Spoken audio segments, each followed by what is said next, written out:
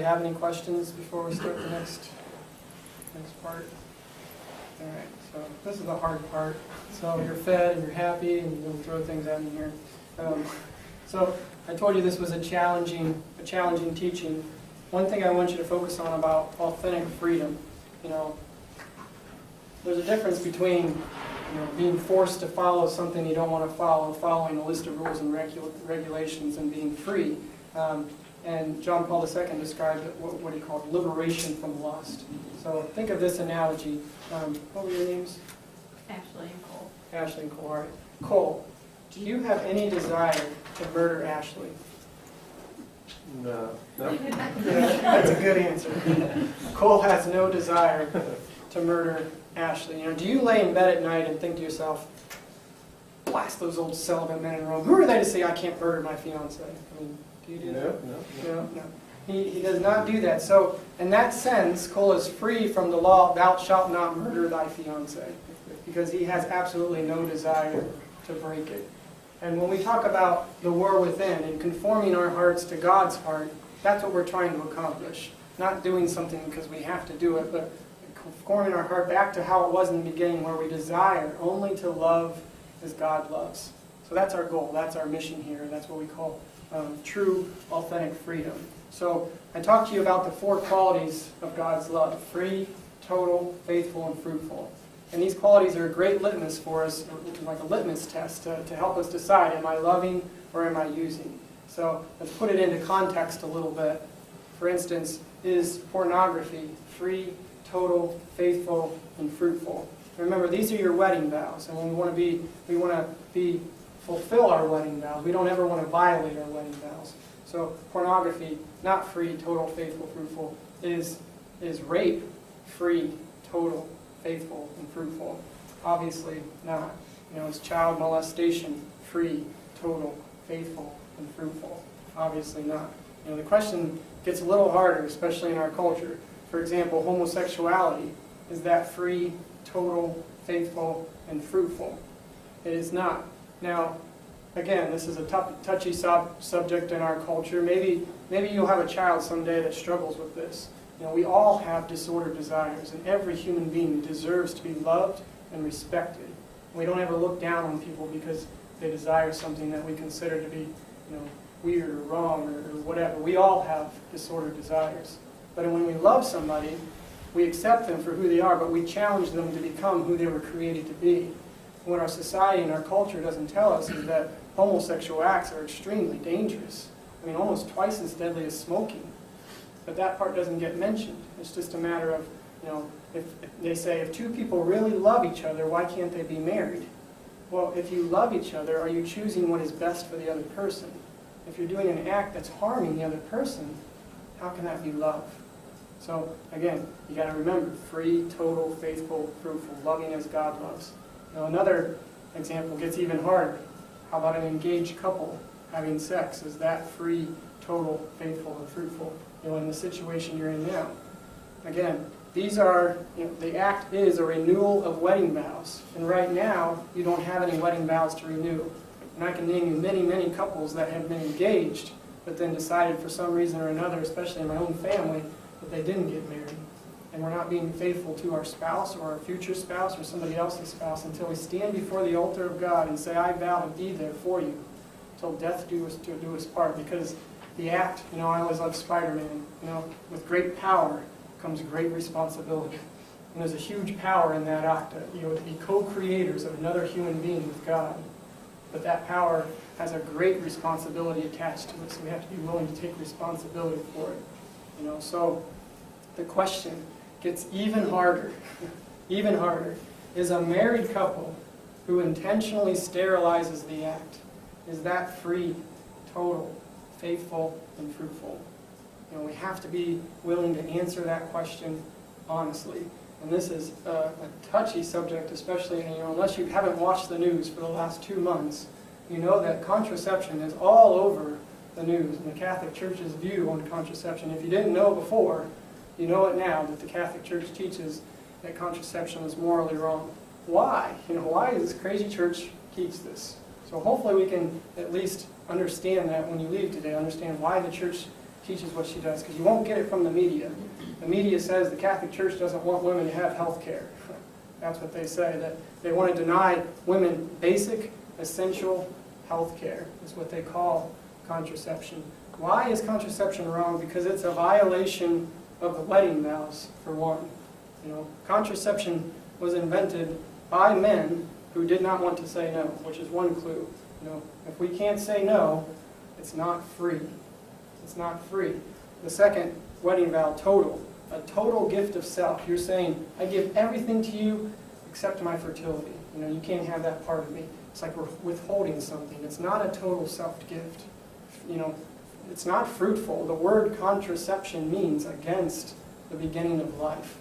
And how can we talk about being faithful when we're violating every other one of our wedding vows? So there's a lot of confusion. Why does the church teach this? And it's not just because it's unnatural or whatever. I prescribe a lot of unnatural drugs, but it's because it's a violation of the wedding vows. So this is not just a Catholic issue. It's not just a Catholic issue. Up until 1930, every Christian denomination in the world taught that contraception was morally wrong. Until 1930, when the Anglican Church said it's okay in grave circumstances. And from then, things gradually changed.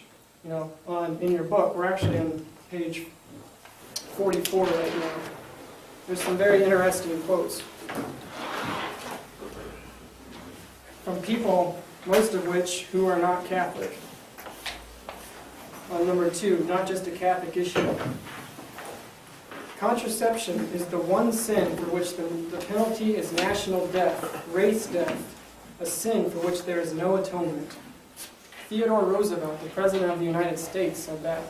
And for the longest time, contraception was actually illegal in the United States. The second one sounds like something kind of crazy. The sexual urge is a vector of aspiration along which our whole existence develops and perfects itself from within. That's actually the Pope, John Paul II.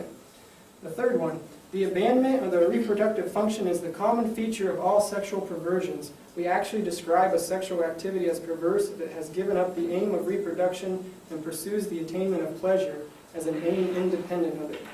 That was Sigmund Freud. The next one, contraceptive methods are like putting a premium on vice. They make men and women reckless. Nature is relentless and will have full revenge for any such violation of her laws. If contraceptive methods become the order of the day, nothing but moral degradation can be the result. As it is, man has sufficiently degraded women for his lust, and contraception, no matter how well-meaning the advocates may be, will still further degrade her. That was Gandhi. And none of these men are Catholic except John Paul II. By accepting contraception, the world is trying to form a civilized but non-Christian mentality. The experiment will fail, but we must be very patient in waiting its collapse, meanwhile redeeming the time so that the faith may be preserved alive through the dark ages before us, to renew and rebuild civilization and save the world from suicide. T.S. Eliot. Like I said, all of these men, except John Paul II, were not Catholic. Some of them were no friend of the Catholic Church. This is not just a Catholic issue. All of the Protestant reformers, Martin Luther, John Calvin, all these guys violently said that this is something morally wrong. So just because our culture has changed and kind of accepted it, as we see it, it's just something that's like toothpaste. Everybody uses it. And we don't hear both sides. We don't know the history of what's going on, why our church teaches this. But you have to admit, at least the Catholic Church was extremely courageous, and a lot of priests, a lot of people thought that the church was going to change her teaching on this in the 1960s. And the Pope at the time, Pope Paul VI, kind of shocked the world with this encyclical called Humani Vitae. And everybody thought he's going to come out and he's going to finally say that the church is going to get with the times and accept this. And what he said instead was that not only do we confirm our teaching that contraception is morally evil, but we warn you that if contraceptive mentality becomes the order of the day, that men will finally lose respect for his beloved women. Countries will use this to try to control their population. Abortion will increase, it won't decrease. Divorce rate will increase, not decrease. And everything that he predicted back in the 1960s came true. And that takes courage when everybody's leaving. It's kind of like You know, when we talk about the Eucharist as Catholics, you know, when Jesus said to the people that unless you eat the flesh of unless you eat my flesh and drink my blood, you have no life in you. All the people just left, like, this guy's nuts. And he looked at the disciples and he said, are you going to leave me too? And Peter said, you know, where should we go? You have the words of eternal life. You know, even though everybody else is leaving you on this issue, we won't. And you know, we believe that the popes are the successors to St. Peter. And God says the same thing to Pope Paul VI. He said, the whole world is leaving me on this. Are you going to leave me too? You know, and that takes courage to kind of stay in your ground and say, no, I think, you know, we got to teach what the truth is, even if it's hard. So I hope you can kind of understand a little bit about why, you know, the church teaches that this is wrong. Now, the church does not teach that you're obligated to have as many children as humanly possible. You know, there's going to be times in your marriage where you're not ready for another child, whether it's emotionally or financially or whatever. We need to be open to life, and children are always a gift and always wanted and always a blessing. But it's up to you as husband and wife to decide, are we ready for another child? And if we're not ready, what can we possibly do, you know, that isn't a violation of our wedding vows? And as far as I can see, everybody in the room is doing it right now. Abstain. Abstaining is not a violation of your wedding vows. In fact, it can be an act of love. It's an act of love right now. It's not a violation of the wedding vows. That's the whole principle behind natural family planning, which I believe you're actually required to take now. So you're probably going to be taking natural family planning classes. And this whole theology of the body is more of, why do we have to take these classes? The NFP is kind of the what, the theology of the body is kind of why. And you have four options. You know, you push religion off to the side for a minute. As a married couple, you have four options if you decide you're not ready for another child. You have the birth control pill, which has been in the news all over the place as essential women's health care. But guys, let me ask you, where is that at? Oh, you got it. Okay. This is the package insert right here for the birth control pill. These are the side effects.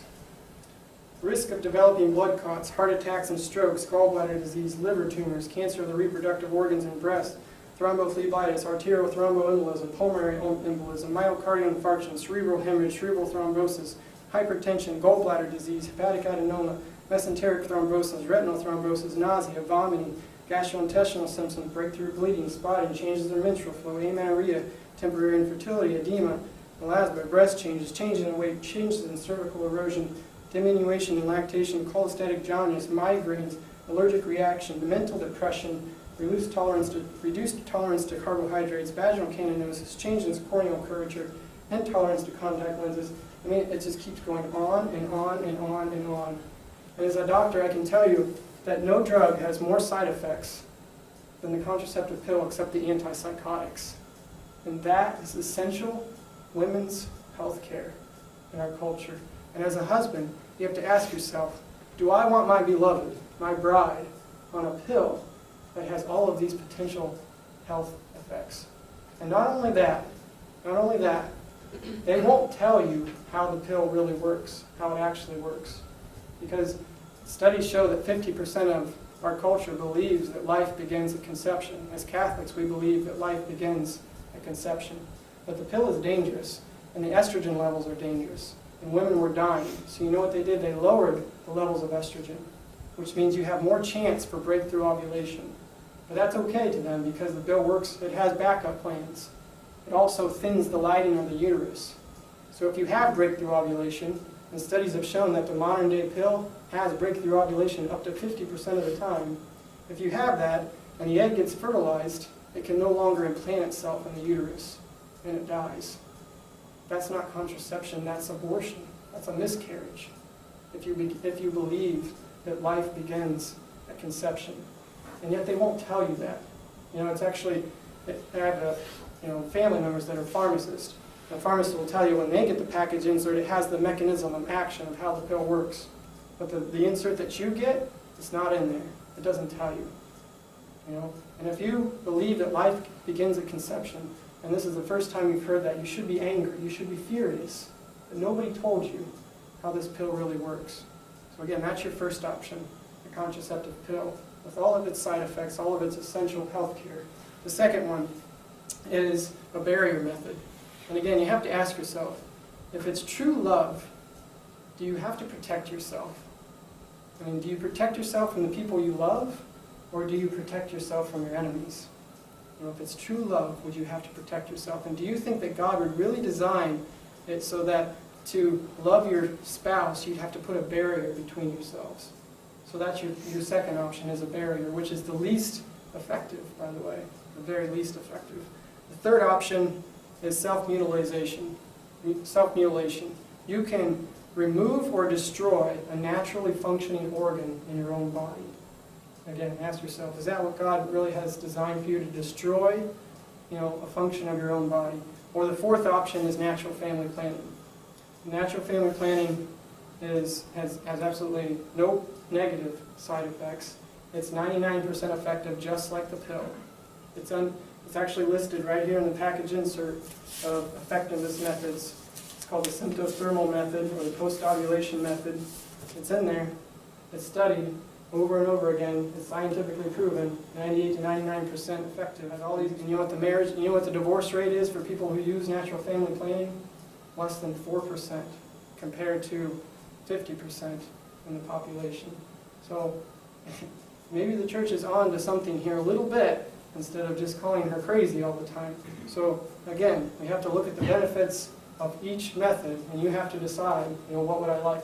And if this is all true, if natural family planning is just as effective, has no bad side effects, is totally healthy, it helps the women and men communicate, if there's nothing wrong, why don't more people use it? Why don't more people use it? Why don't the government promote it? Why doesn't doctors promote it? Why doesn't anybody talk about it? 3 words: hedonism, individualism, minimalism. Taking pills is easy. You just take it, forget about it. We want to have pleasure. We want it now. We live in a instant gratification society. And individualism often asks, what's in this for me? What can I get out of it? Where natural family planning forces you to say, what is the best for my beloved? What is the best for my spouse? And what is the best for the other person? So again, you have to ask yourselves these questions. And again, if this is the first time you're hearing this, you should be angry. I never heard any of this stuff before I was married. So now I want to turn it over to Kristen a little bit, and you'll learn about natural family planning if you take natural family planning courses. We're going to teach you how it works, but she's going to tell you a little bit about how our experience with it and the benefits of it, and how it might help make your marriage stronger. So I'll turn it over to Kristen now. All right. I'm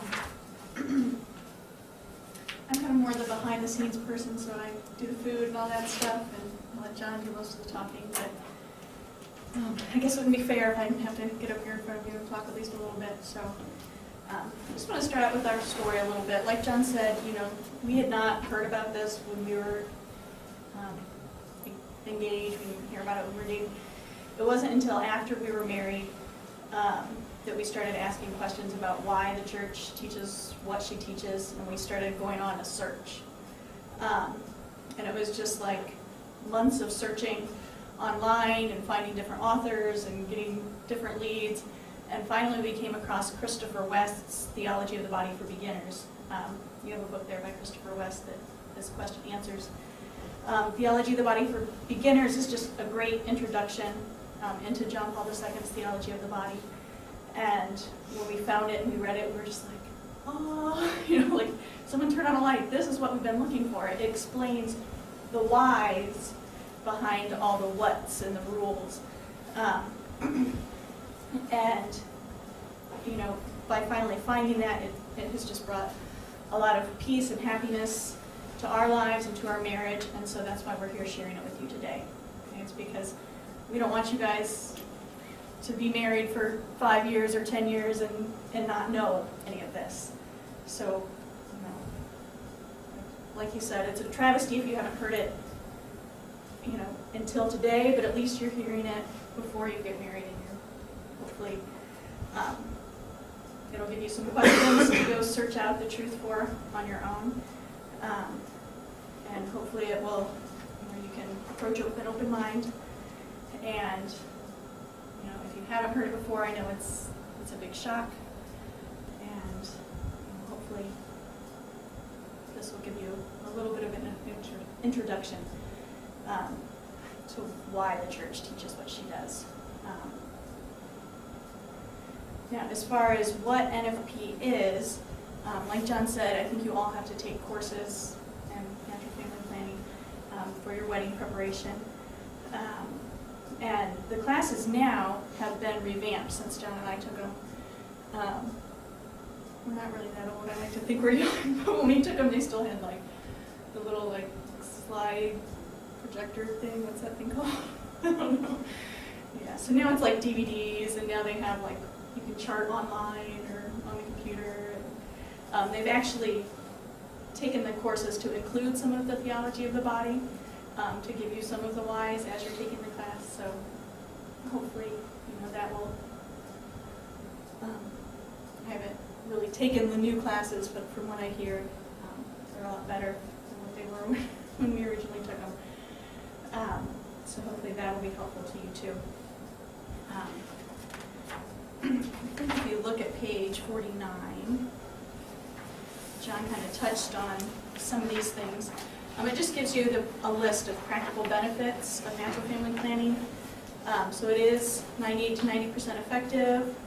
It's not the same thing as the rhythm method. A lot of times NFP just gets clumped in, like I know even in my OBGYN's office, like if they have a list, it'll say like 75% effective rhythm method and natural family planning, and it just throws it all in there. This is not the same thing. So if, like you said, if you look at just the symptothermal method or the post-ovulation method, it is 98 to 99% effective.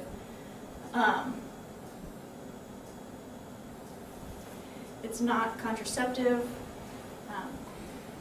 Some people kind of say, what's the difference between natural family planning and using birth control? The same, you end up with the same thing, no baby, right? So, aren't we just like splitting hairs? But there's a couple different analogies that you can use to kind of think about this. Like, what's the difference between an abortion and a miscarriage? Or what's the difference between killing grandma and letting her die naturally? And I hate those examples, but they really do show, the difference is in one instance you're letting God be God. And in another one, you're trying to reach out and grab that apple and be God yourself. So do you see how even though it seems like a small difference, it's actually monumental, it's really huge. So with natural family planning, you are working with the way God made your body, and you're not reaching out and trying to be God yourself. Another thing about natural family planning that we like to tell you about is that it can help you achieve pregnancy. So a lot of times we think we should just be able to turn our fertility on and off. If I want a baby, I should be able to have one right now, and if I don't want one, I shouldn't have to deal with one. But that's not always the way it works. So a lot of people have problems trying to get pregnant. And that might be a cross that you're called to bear in your marriage. So that would be something to talk about now while you're engaged. What will we do if we can't have children? In our own families and our own friends, we know of couples that have not been able to have children. So it's just something to think about. A lot of times we think, we're not gonna get pregnant for like 5 years after we get married. We're gonna enjoy life together, and then when we decide we're ready, we're gonna have a baby right when we want it. And, it just doesn't work like that. Okay, so discuss what would we do if we can't have children. It's kind of the flip side. Children are always a gift, but it's not always in God's plan to give you a child when you want or when you think you want, or in maybe the way you were thinking that you were going to get that child. No harmful side effects, like he said, he already mentioned. All those side effects. And although I've never used the pill, and I feel lucky that I never have, I have close friends that have and have complained to me about the side effects, and just, not even the bad ones like death and stroke, and they have not those ones, but just like the emotional things, and I just feel really lucky. that I've never felt pressured to have to do that. It fosters authentic love, respect, honesty, communication, and trust in God, authentic marital spirituality, and like John already mentioned, some people call NFP marriage insurance because of the low divorce rate.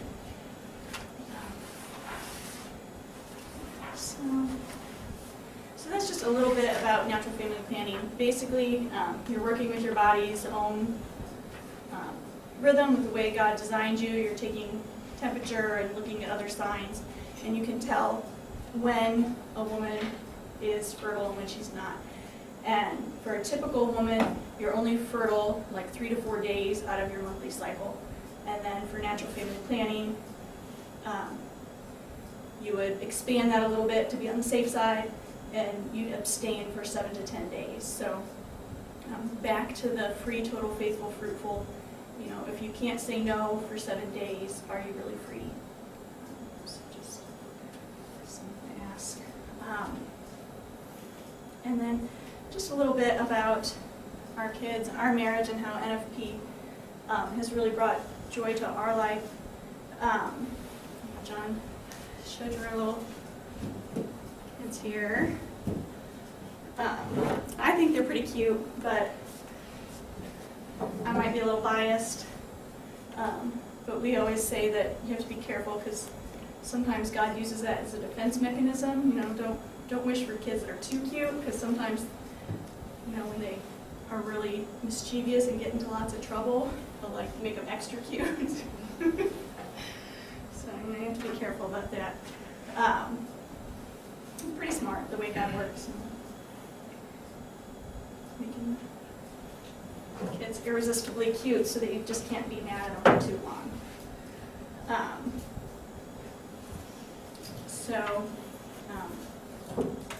Just want to share this story.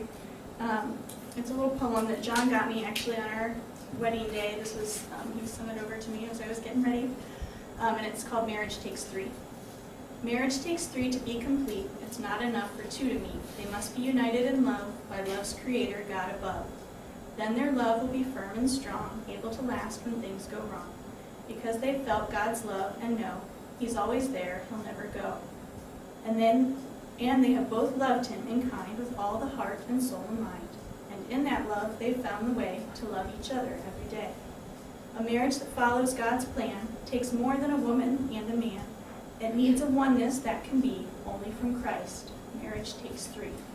So I just think that really demonstrates how you need to have God as a part of your life. I know as you're getting ready for your wedding, you have lots of things on your mind, invitations and halls and colors and dresses and flowers and, but take a little time out, to prepare for your marriage. Don't just think about the wedding day, as important as it is, remember that you're preparing for the rest of your lives together. And remember that God should be the foundation of that. He's like the root that holds you together.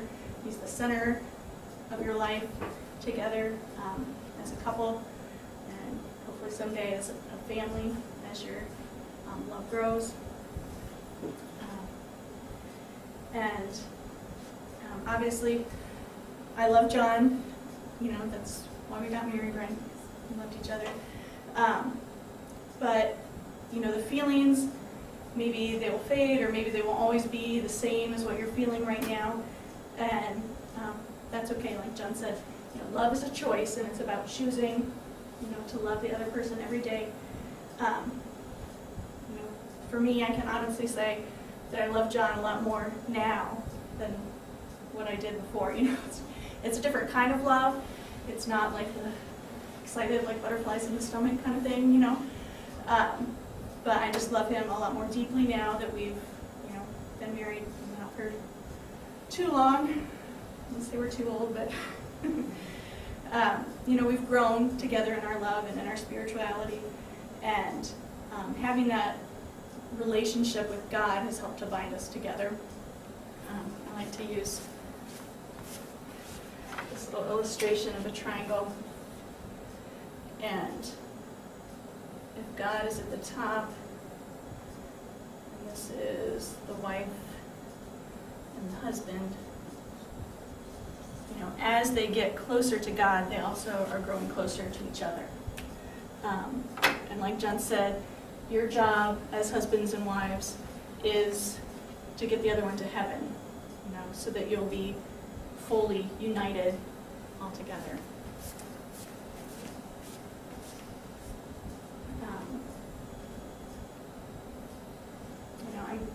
Like I said, I never imagined when we were dating or when we were engaged how much I could love John.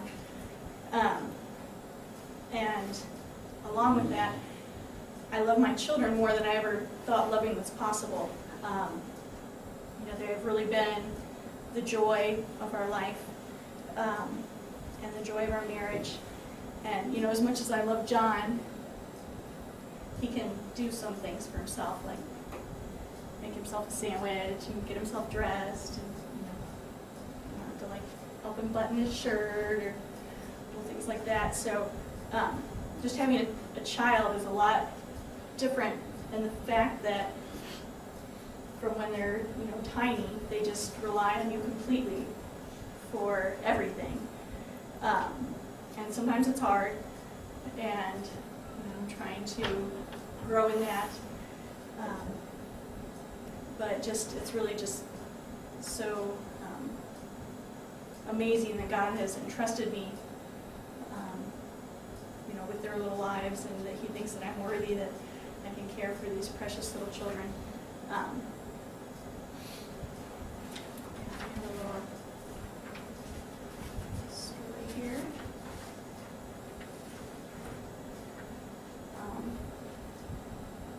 And it just kind of gives you an idea of why I think maybe God gives us children on the earth. So when I see a patch of dandelions, I see a bunch of weeds that are going to take over my gardens. But my kids, they see flowers for mom and glowing white fluff, drummish smiles at me. I see a smelly, dirty person who probably wants money, so I look away. My kids, they see someone smiling at them, so they smile back. When I hear music I love, I know I can't carry a tune very well and I don't have a lot of rhythm, so I sit self-consciously and listen.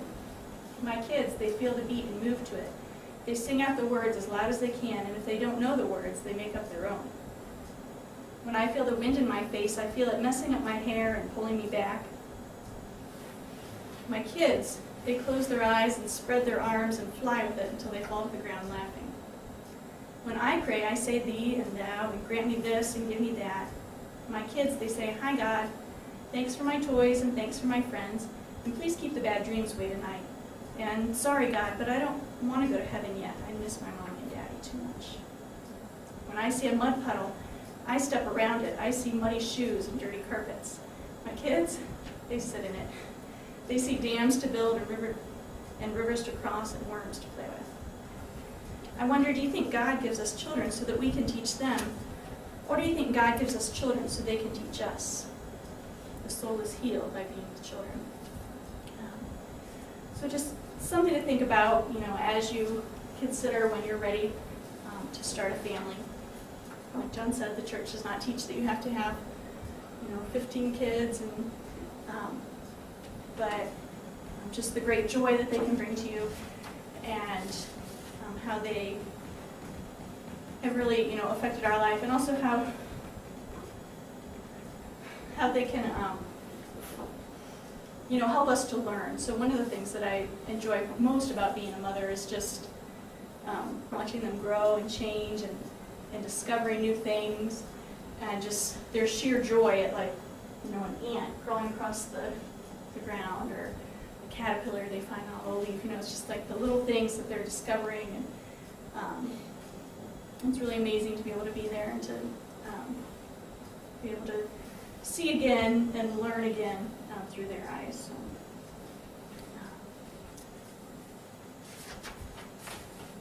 there's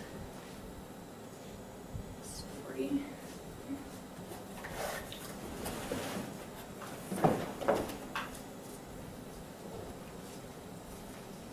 So this is by Matthew Kelly. I think, did you mention the Matthew Kelly retreat yet? I mentioned that. Okay. It's one of our favorite authors, so, but this is a great book, The 7 Levels of Intimacy. And it starts out with a story. I'm just going to share that story with you real quick. David Anderson lived in Boston with his wife Sarah and their 3 children, Rachel, Shannon, and Jonah. He was a very successful businessman, and one of the rewards of his success was their summer home in Martha's Vineyard. Sarah and the kids spent the whole summer there, while David usually spent part of each weekend and always came for the first 2 weeks of July. One summer, a few years ago, he was driving out to the beach at the beginning of July when he made a promise to himself.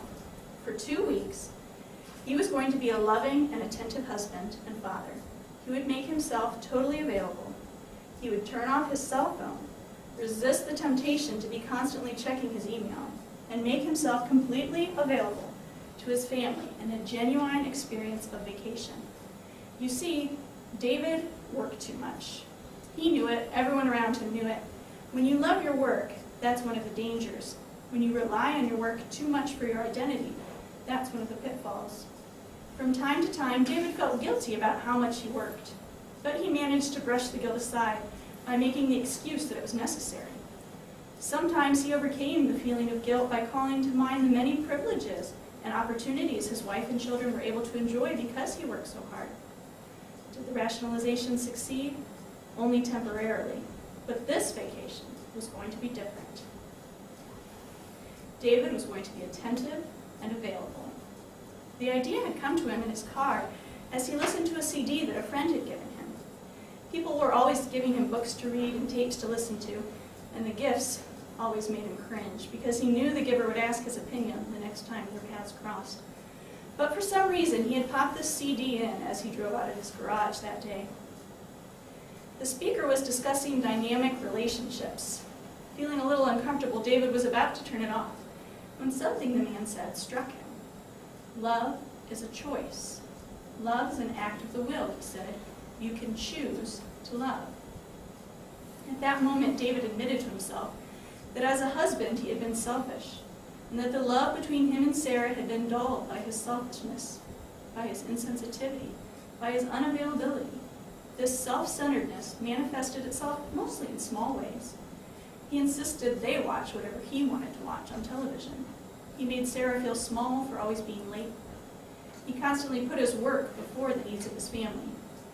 He would take newspapers to work, knowing that Sarah wanted to read them, and that he would be unlikely to have time to do so during his busy day. He was constantly saying some other time to his children, not now to his wife. But for 2 weeks, all that was going to change, and so it did. From the moment David walked through the door, kissed his wife, and said, "You look really good in that new sweater. That's a great color for you," Sarah was taken aback, surprised, even a little perplexed. Her first reaction was to wonder if he was having a dig at her for buying more clothes. But when he smiled and asked her, "What have I missed?" the genuine compliment settled in and felt wonderful. After battling the traffic to get to the vacation house, David just wanted to sit down and relax. But Sarah suggested a walk on the beach. David began to refuse, but then thought better of it. Sarah's been out here all week alone with the children, and now she just wants to be alone with me. So they walked on the beach hand in hand, while the children flew their kites. The next morning, Sarah almost fell out of bed when David brought her breakfast in bed. Admittedly, he had woken their daughter Rachel to help him pull that one off, but it was extraordinary nonetheless. Over breakfast, he told her about a dream he had had that night, and then he asked, "What would you like to do today?" Sarah couldn't remember the last time he'd asked her that. "Don't you have work to do?" she countered. "No," he said. "We can do anything you want." Over and over throughout the day, David said to himself, "Love is a choice. Love is a choice. Love is a choice." And so it went for 2 weeks. They relaxed. They were happy. It was a dream vacation. 2 weeks without the constant harassment of cell phone calls and email. They visited the Maritime Museum, even though David hates museums. He allowed the kids to eat ice cream whenever they wanted. He even managed to hold his tongue when Sarah's getting ready made him late for his best friend's birthday dinner. "Did Dad win something?" their daughter Sharon asked her mother one day. Sarah laughed, but she'd been wondering herself what had come over her husband. After lunch on the last day, David excused himself and walked the beach alone. He thought about the promise he had made to himself driving out 2 weeks earlier, and now made a new promise to keep choosing love when they got home. That night, as he and Sarah were preparing for bed, Sarah suddenly stopped and looked at David with the saddest expression he'd ever seen come across her face. David panicked. "What's the matter?"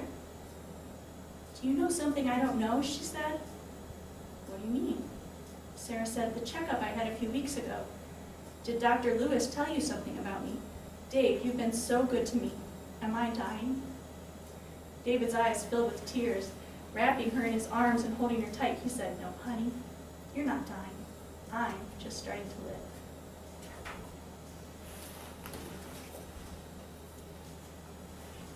Extra emotional, sorry. I always cry when I read that story. But it's just a really good demonstration, I think, of how, it's the little things, and love is a choice, and it's choosing those little things each and every day. And, even if the feelings fade or change or whatever, love is always a choice. And, it's not always fun making dinner and mopping the floor and changing diapers and doing laundry and, it's not always fun going to work and, paying the bills and, but it's a choice.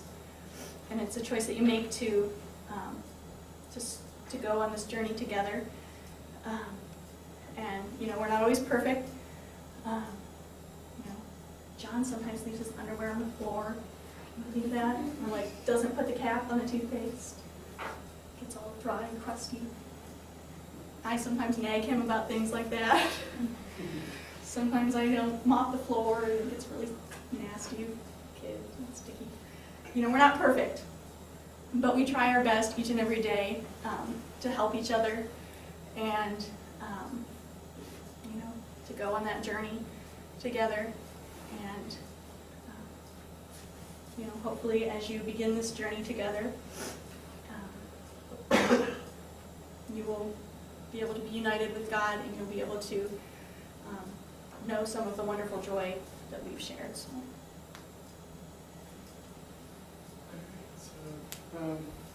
Just be a reflection, please. Does anybody have any questions? Nobody ever asked any questions. A good follow-up to what she just said there is a real quick thing about this guy who been married for 20 years, wakes up one day and he's just like, I don't want my wife anymore. And he didn't know where to go, so he goes to the parish priest and he says, "Father, I don't love my wife anymore, what should I do?" And the priest said, "Love her." And he said, "You don't understand, Father, my feelings aren't there anymore, they're gone, I have no desire to be with her, I just don't love her anymore, what do I do?" And the priest said, "Love her." And he said, "Father, you don't understand, I'm not in love with her anymore." And he said, "Love her. Love is a choice. Every day you're going to have to make that choice. And those 4 steps, those 4 qualities of God's love, free, total, faithful, fruitful, will help you. And again, it's not about what you feel like doing, it's about how can I best serve my family, how can I best serve the world. So I'll be the first one to admit it's hard. So just know that we're going to be praying for you. Sometimes you feel alone. I think we'll have our contact information if you want it. If you have any questions at any point, you want to ask us anything, we always need to ask people too. We're still trying to learn this process ourselves, but there's power in accountability. So find some people to help you.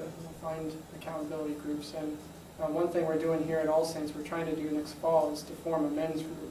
Because I know I struggle with making good decisions and being a spiritual leader of my family. So we're trying to get a group of guys together from, these 2 parishes and beyond, just to kind of once a month get together, hold each other accountable, challenge each other. The world's busy. There's a lot of distractions out there, and we need help holding each other accountable and giving each other ideas and lifting each other up when we screw up. So if you're interested, we're trying to find guys, let me know.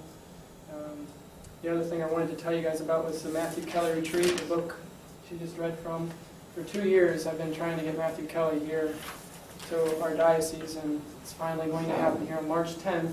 So All Saints has tickets, St. Michael's has tickets, Tiffin, St. Mary's has tickets. There's a website on there under bookmarks that tell you how you can get tickets. I have tickets, so it's going to be a great day, just a one-day retreat. It'll be great to learn a little bit about the faith. There's no deep theology there. It's just more of an inspiring. Matthew Kelly's a motivational speaker. He's not going to dump theology of the body on you again. So it'll just kind of lift you up and inspire you to live your faith. So I encourage you all to attend that as well. So before you leave, we do have evaluations. They actually come from the back of the book. So we didn't make up the evaluations, but I think there's a lot of good questions on there, a lot of good feedback that will help us. So don't put your name on it. It's totally anonymous. We're always looking for ways to present this. It's a difficult subject to present. So if you can help us and give us suggestions on ways to improve or things that you I like. have extra copies so you can each fill out your Yeah, own. everybody can fill out their own. And actually, I won't even make you without the one in the back if you want to.